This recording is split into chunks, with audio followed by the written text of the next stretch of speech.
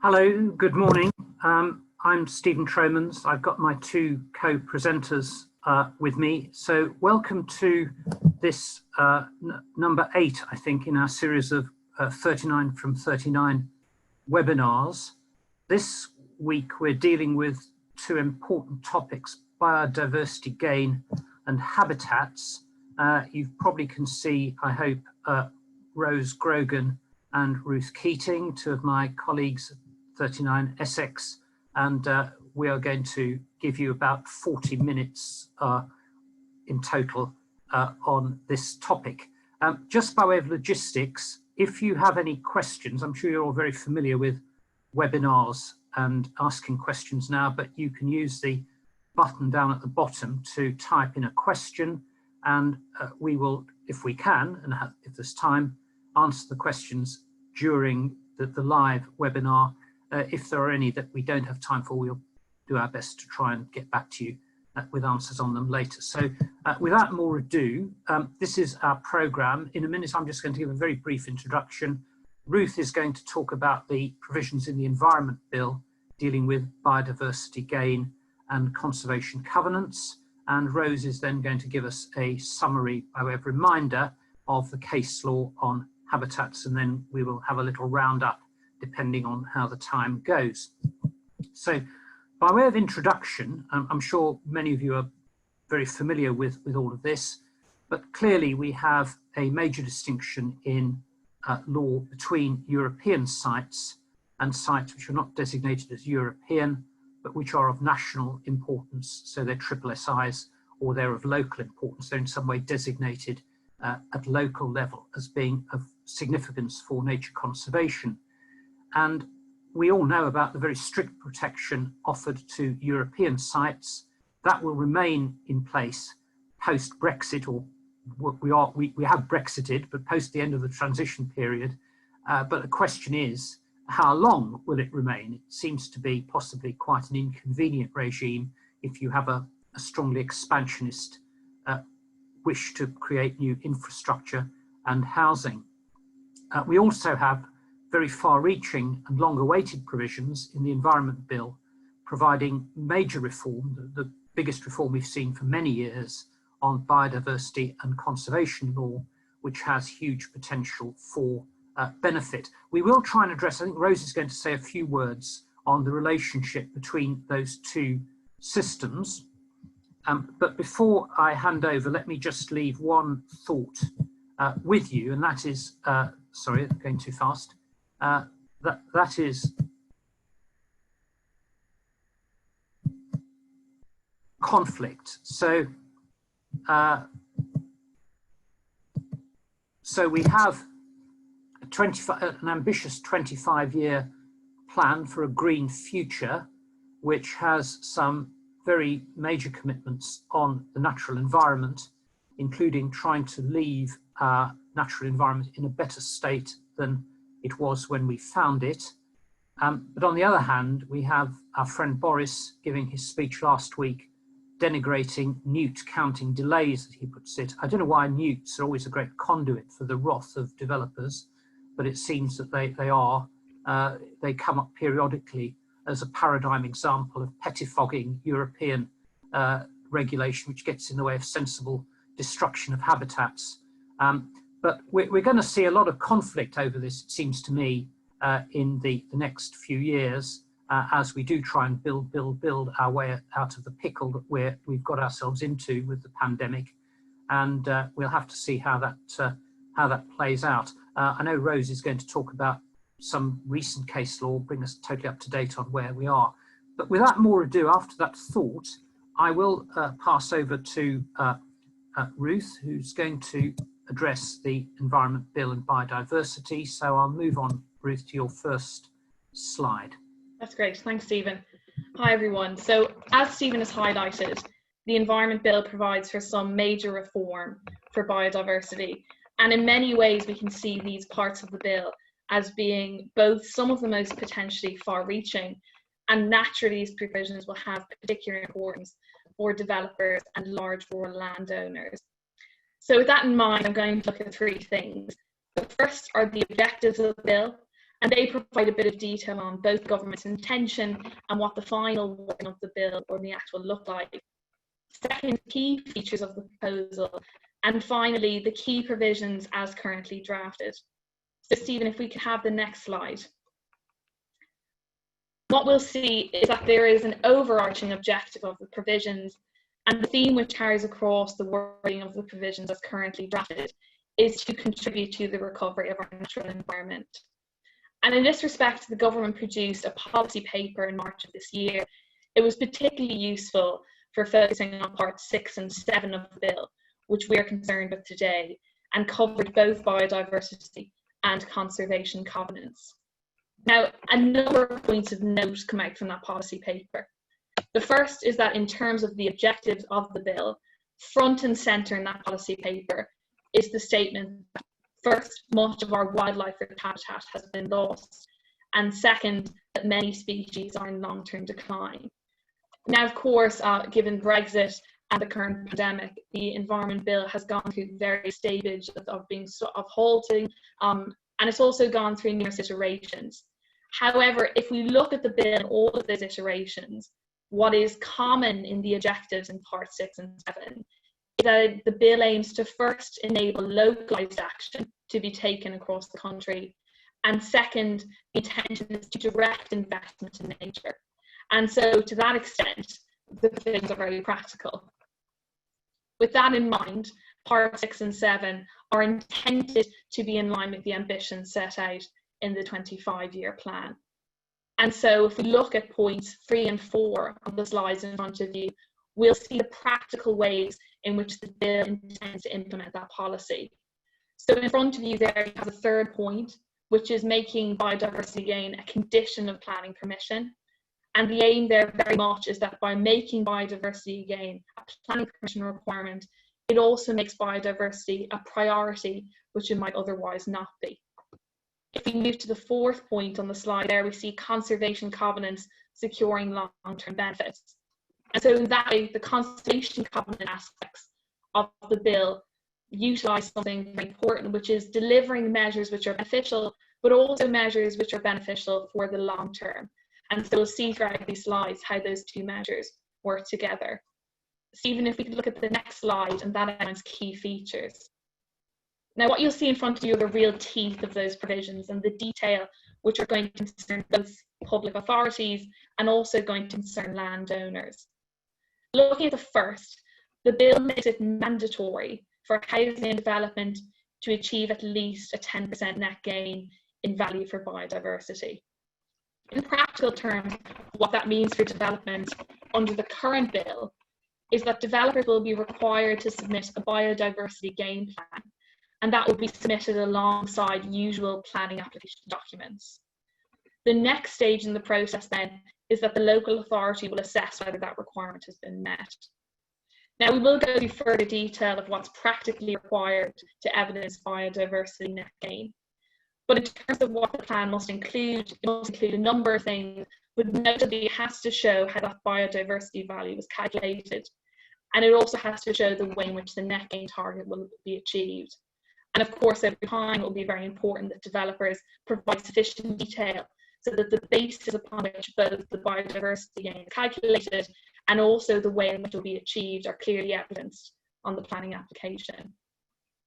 If we look at the second point there, and this relates to public authorities, what the bill essentially does is strengthen the biodiversity duty which already exists on public authorities.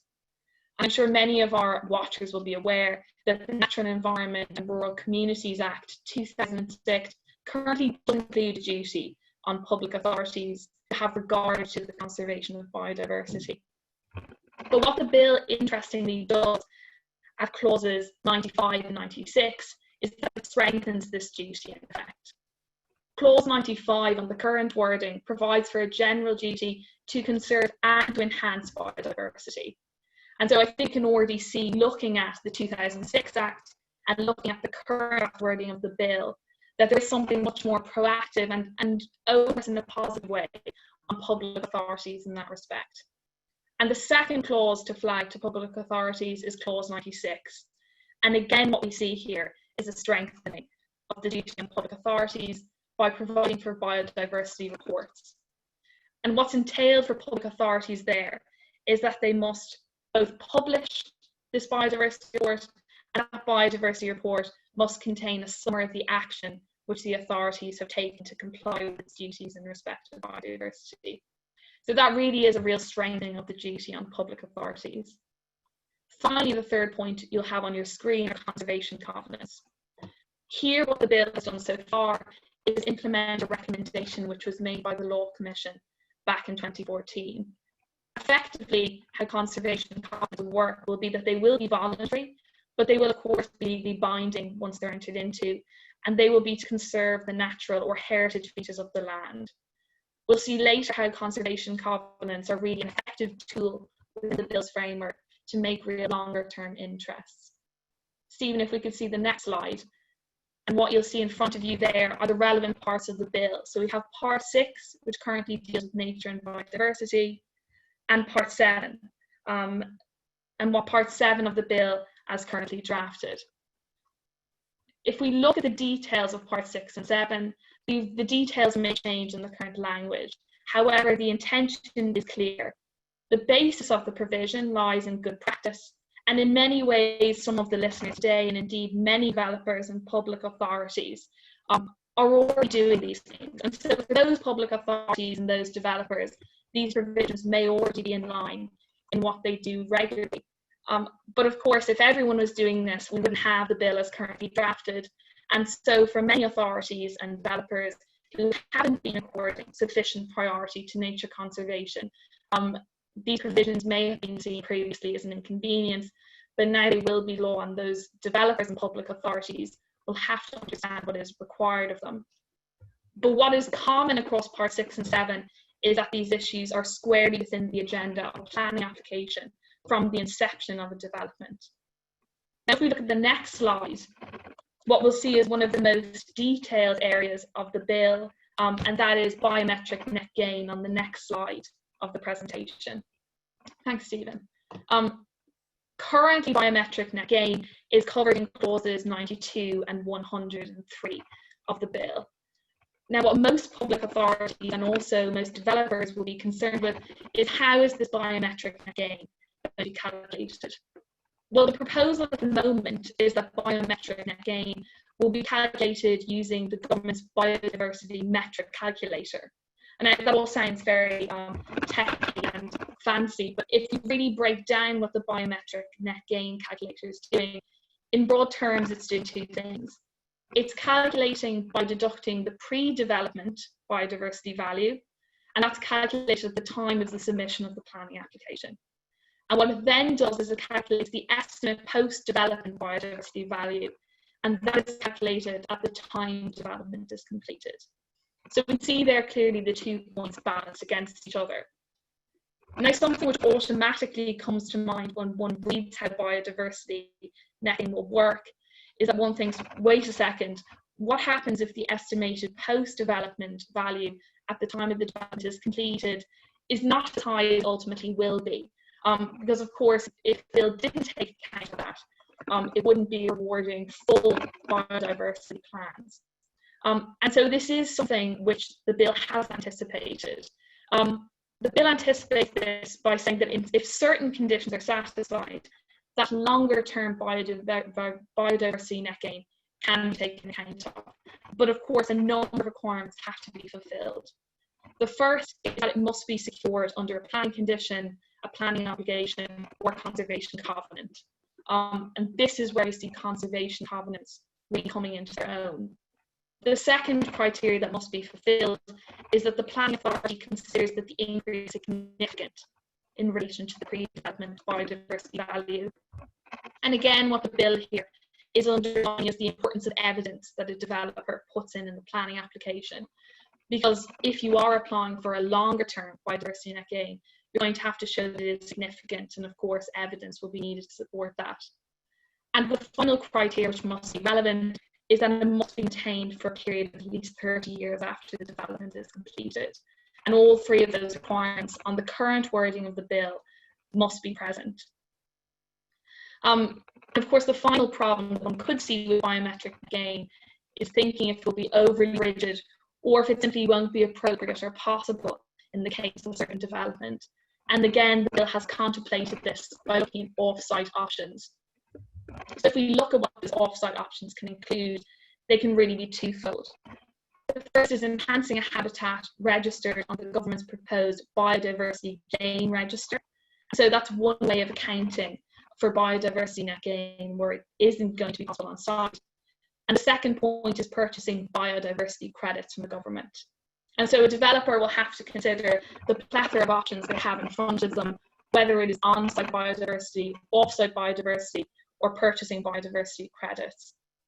One final point I would note of interest on that is that clause 92 of the bill, when it discusses biodiversity credits, it does say that, quote, in determining the amount payable under the arrangements for credit of a given value, the Secretary of State must have regard to the need to determine an amount which does not discourage the registration of land in the biodiversity gain sites register. And so what we see is the bill trying to balance two competing interests, which are really the theme of the bill, which is on the one hand optimising biodiversity, but also making sure that it's commercially possible and commercially realistic. So when we look at the provisions of biodiversity net gain in summary, what we see are that there are different options for development depending on the nature of the development. But what is also clear looking at it is that guidance is very much needed. We see that when we look at clause 92 and we think about how the Secretary of State will balance those competing interests. We also see it when we think about the fact that it's great that a developer has various options for development, whether that's on-site, off-site, or biodiversity credits, but it's not quite clear at the moment whether there's a hierarchy or whether certain ways of achieving biodiversity will be preferable. And finally, what needs to be made clear in any guidance which the government consults on is the transition period. Because of course, these provisions are very exciting, but for many developers who may have developments in the pipeline, they'll want greater certainty on how these biodiversity measures might apply to development if they're stuck between two stages of the law, so to speak. We move to conservation covenants, finally. And if we look at conservation covenants, we see that that's dealt with at clauses 93 and 108. What we have here is a sense of the longer term interests of conservation covenants, and they're dealt with under clause 104 of the bill. What's required here under conservation covenants agreements is that it will require a landowner to do something or will also require a responsible body to do something. Second point is a qualifying estate, and of course the features must be satisfied that the landowner is either a freehold interest owner in the land, or finally that they have a leasehold interest in the land. And unsurprisingly, the final requirement for a conservation purpose is that it must be for the public good. But here the bill has been adequately wide. What it has allowed for is a broad church, including that it considers the natural environment of the land, natural resources, or that it aims to secure places of archaeological, architectural, artistic, or cultural and historic interest. And so really what the bill is aiming to do here is to allow parties to enter into conservation covenants where they wish to do so, but also allowing for many kinds of objectives to be achieved through a conservation covenant and securing long-term interest. Now, the final point which landowners will be concerned with is looking at defences. Now, where a conservation covenant is breached, clause 114 deals with the defences which will be available to a defendant, and they are, I'd say, relatively narrow if one looks at them. First, they look at whether the matter was beyond the defendant's control. Second, they'll look at emergency circumstances. And finally, they'll look at whether, if the defendant had acted in accordance with the conservation covenant, whether it would have involved a breach of statutory control. So looking at this, sorry, I'm just seeing there's a problem with my audio. So what I might do is pass over to Rose briefly after defences. and then see if I can fix that. But finally, if one looks at defences, there's clearly quite a high threshold, and looking at it, really the one would be the most broad is whether it's a matter beyond the defendant's control. However, beyond that, defendants will have to give real consideration to the importance of conservation covenants and not breaching them. At that point, I'll pass over to Rose for the next stage of the presentation. Okay, thank you very much, Ruth. Sorry, we inevitably sometimes there are audio glitches. So we're moving on to Rose's session on habitats case law. So I will shut up. I see we're getting a few questions in. We'll do our best to try and answer those online as we go. Okay. Great, thank you, Stephen. I think I am going to pick up on at least one of those questions as I go through, and especially as I get towards the end of my section. So in this next 15 minutes or so, I'm going to be looking at an update on the case law on habitats assessment. So I'm going to start with a recap of general principles and then focus on the case law on screening, mitigation and compensation, because that's where the most activity in the courts has been over the last couple of years. I'll then touch on a few other aspects of the regime and then finally give some thoughts on what the relationship between these new Environment Bill provisions about biodiversity net gain are and how they might interact with the habitats regulations, both in the short and long term. So starting just with a recap of the principles and an overview of the habitats assessment process. The obligations obviously come from the Habitats Directive, in particular Article 6, which contains a duty to avoid in special areas of conservation the deterioration of natural habitats and the habitats of species, as well as disturbance of the species for which areas have been designated, insofar as such disturbance could be significant in relation to the objectives of the Habitats Directive. A habitats regulation assessment is required where a plan or project is likely to have a significant effect on a European site or a European offshore marine site in Great Britain. And there are restrictions on plans and projects that are likely to have a significant effect. A plan or project should only be approved if, in the absence of alternative solutions, it will not adversely affect the integrity of the site concerned. And there's an exception which applies where the plan or project is justified by imperative reasons of overriding public interest. Next slide, please, Stephen.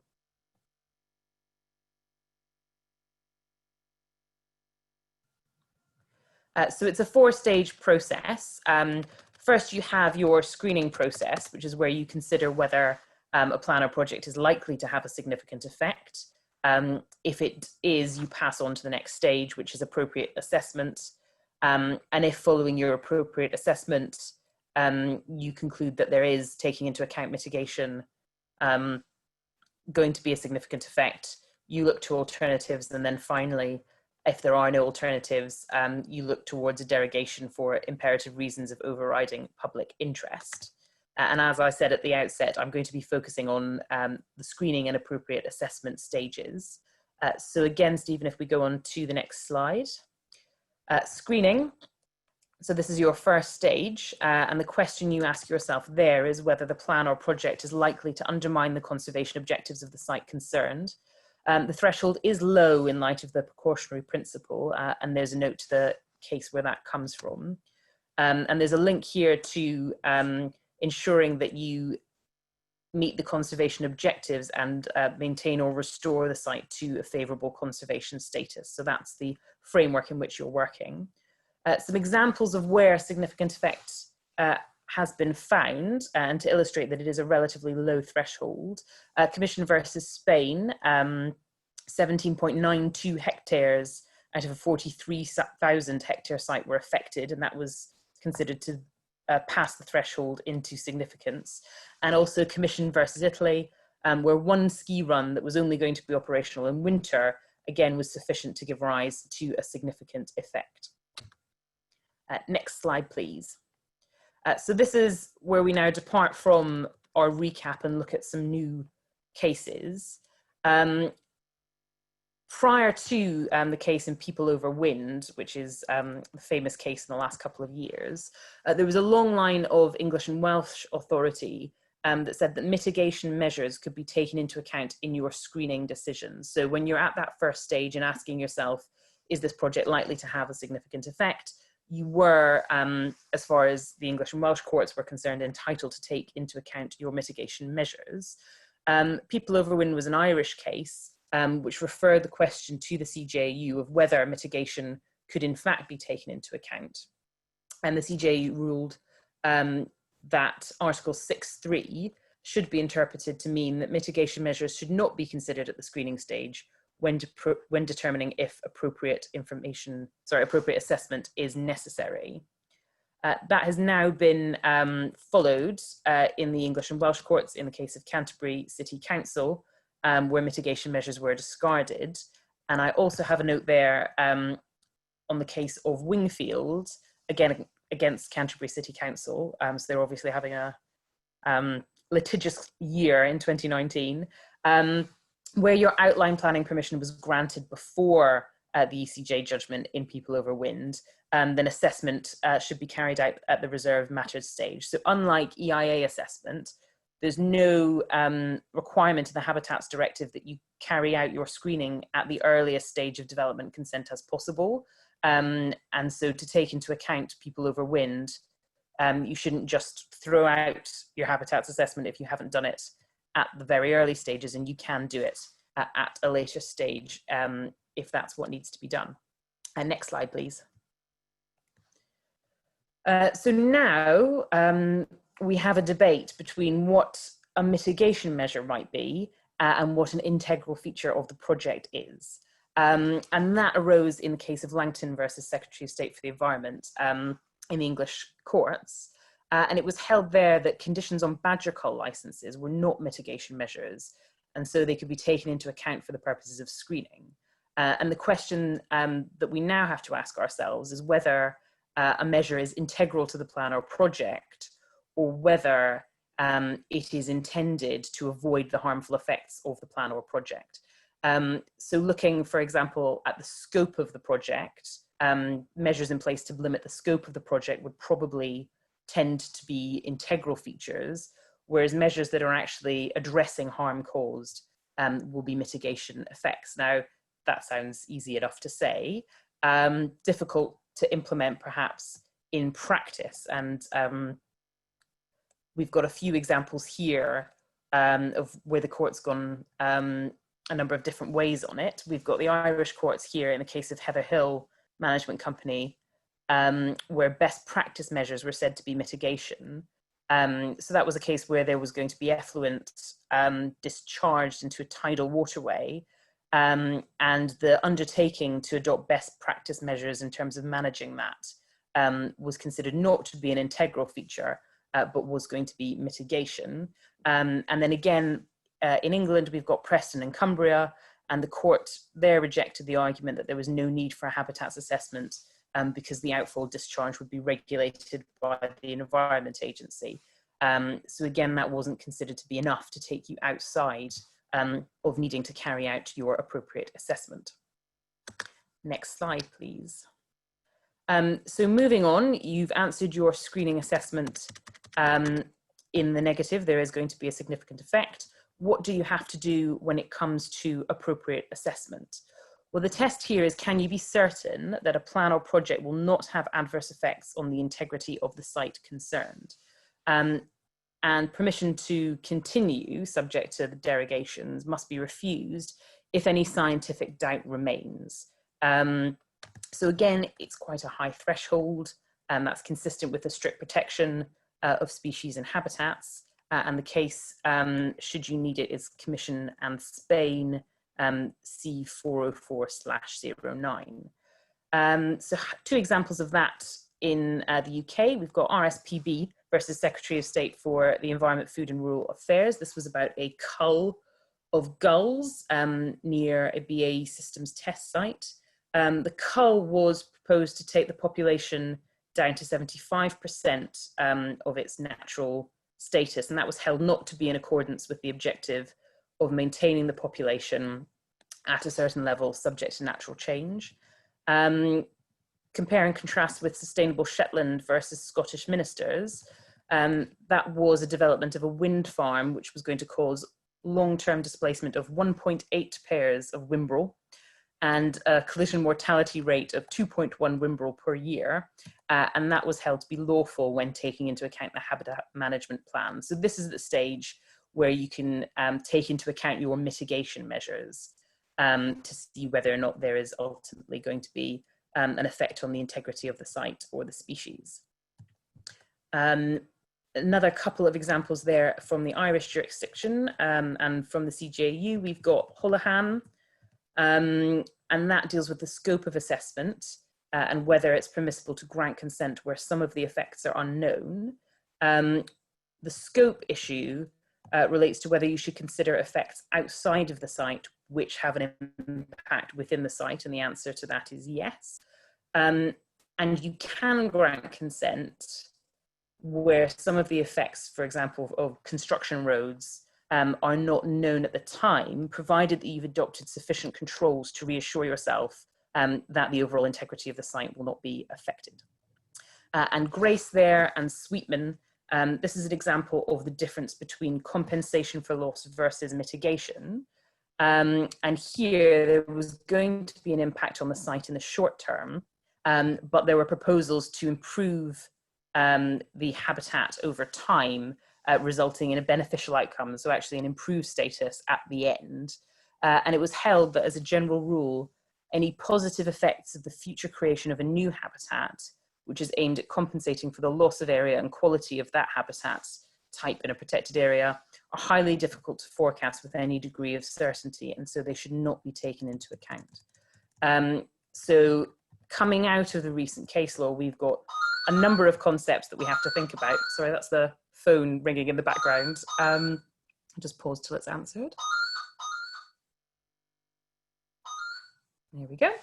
A couple of concepts to grapple with. The concept of mitigation versus integral feature, and then mitigation versus compensatory measures. So they've got distinct concepts as a matter of European law to think about as you go through the habitats process. Next slide, please. Moving on, in the process, you then have to consider alternatives. So if you've got your significant effect, you need to ask yourself whether or not alternatives exist that will not have a significant effect. This happens after appropriate assessment. The alternatives need to achieve the same objective. So for example, if you're proposing to develop an offshore wind farm, you look at other ways of doing offshore wind. You wouldn't necessarily look at alternative ways of generating energy through tidal or anything else. And it's important to know when you're looking at whether alternatives are feasible that other considerations such as the economy don't take priority over conservation considerations. So if the alternative is more effective, tough, you have a viable alternative there. Moving on finally to our last stage in the process, imperative reasons of overriding public interest. They're not defined by the directive exclusively. The list of examples is given, for example, human health, public safety. Note there is a different approach for priority species, and this is the stage at which your compensatory measures come into play, and that's where you're required to adopt compensatory measures to address the harm that you are causing to the protected habitat and species. So that's the shape of habitats law in early 2020 or mid 2020. How then is this regime fitting together with the government's proposals for biodiversity net gain? And I'll leave you with a few thoughts. At the moment, the stated policy intent from the government is that the habitats regulations will remain as they are, and that biodiversity net gain does not apply to irreplaceable habitats. So I saw a question pop up asking how this concept fits with irreplaceable habitats. The government stated policy, and it sets it out in the bill, is that biodiversity net gain does not apply. However, moving forward, we're likely to see disputes over net gain arise, what it means, how it works in practice, and there will probably be attempts made through courts to import concepts from habitats into this area, for example, around the degree of scientific certainty you're required for benefits to count. I could certainly see lawyers looking to the habitats jurisdiction to see if there's anything that can be drawn over. And then looking to the future in the more long term, I think if the government's really serious about net gain, this could actually be a good thing. And it could be a beneficial concept for habitats protection. So rather than just looking to maintain or restore to favourable conservation status, you might actually have some ambitious policy requirements to improve habitats or to expand the areas where protected habitats are. However, query whether with policy and legal change post transition period, something like net gain might become relevant to habitats assessments, and ideas such as off-site compensation will take a foothold where development is proposed for irreplaceable habitats. So that's my time up. I'll now hand back to Stephen, and we'll see if we can answer some questions in the time remaining. Great. That I think is precisely 39 minutes by my watch, so that's remarkably accurate, and it means we've got about 5 minutes left for dealing with some questions. So I'm just having a look. I think that Ruth may have answered a few as we've gone along. There's a couple of questions, Ruth, about DCOs and the applicability of all this to DCOs. I mean, the provisions obviously refer to planning permission, don't they? Is there anything you wanted to say on that? Nothing beyond that at the moment, Stephen. In terms of the guidance, there has been some discussion that DCOs would be excluded. But again, that isn't quite clear at the moment because there isn't a list of specific exclusions. However, that has been indicated. And when the government receives guidance on this, I think that's one of the points they'll probably be providing further guidance on as well. Okay. There was a further question, Ruth, maybe you could pick that up on which provisions of the bill could be or are intended to incentivize landowners, land managers or public authorities to protect or enhance wild nature. Yes, Stephen. So I saw this one. It's an interesting question. In terms of wild nature, there's quite a broad definition in the bill currently of natural environment. And that does notably include things like wild animals, but there isn't specific provision at the moment for wild nature or rewilding or the way in which biodiversity net gain is to be achieved. And so I thought that was a really interesting question, but on the face of the bill at the moment, although it's a broad purpose of bill, there isn't an explicit mention of it at the moment. Okay, I'm just wondering if there's anything that is suitable for Rose to deal with. There is a question, Rose, about likely significant effects in combination. For example, do the effects of a single dwelling need to be considered in the context of all others likely to be arising in a given area? I mean, I think the answer to that is yes, they do, but maybe, is there anything you want to add, comment on to that? Yes, they do. There's some case law in the EIA context about how far into the future you need to look. So it was a commercial estates group case about a sustainable urban extension. And this is a case where the English court said, well, yes, you need to look at cumulative effects where there are other projects consented, so where you've got an excellent planning permission, but not necessarily where they may be consented in the future. I suspect the CJU might answer that question a different way. And some of the commission guidance suggests that you have to have quite a broad approach to what counts as your cumulative effect. But the answer broadly is yes, you do need to take into account cumulative effects. And then there was a question about covenants and how it's going to work in terms of housing development, where areas of amenity and biodiversity are placed into a management company, which future homeowners will pay into, and how will that work? This looks to me like it's a question really about sort of on-site biodiversity gain. In other words, you've got a development and then you're going to have a green area, nature conservation area within the development rather than off-site. So there could be a conservation covenant there. I think the answer is that it will be the owner of the land. If that turns out to be the management company, then that's correct. And certainly echoing what the question expects, that agreements between developers and management companies will need thinking about and revisiting. I think that's certainly the case. I mean, there's a whole lot of contractual arrangements, I think, which will need to be reconsidered and revisited in the light of this new regime, particularly as the details of it become clearer as we get guidance and regulations and so on. But it certainly seems to me to offer great opportunities potentially for rural landowners to make quite a lot of money, actually. You know, there are gains to be made commercially as well as in biodiversity terms. But I don't know whether either Ruth or Rose wanted to add anything to that. Yes, well, I think, Stephen, that's absolutely right. I mean, the provisions of this bill can either be seen as a burden or an opportunity. And I certainly hope they're seen as an opportunity. Certainly in terms of developers, clients are getting more aware of the fact that they want developments to be environmentally friendly and they're conscious of things of biodiversity gains. And I think if developers could use this as an opportunity, not only to see as fulfilling their legal requirements, but also to make developments more attractive to clients, I think that would be a really positive thing as well.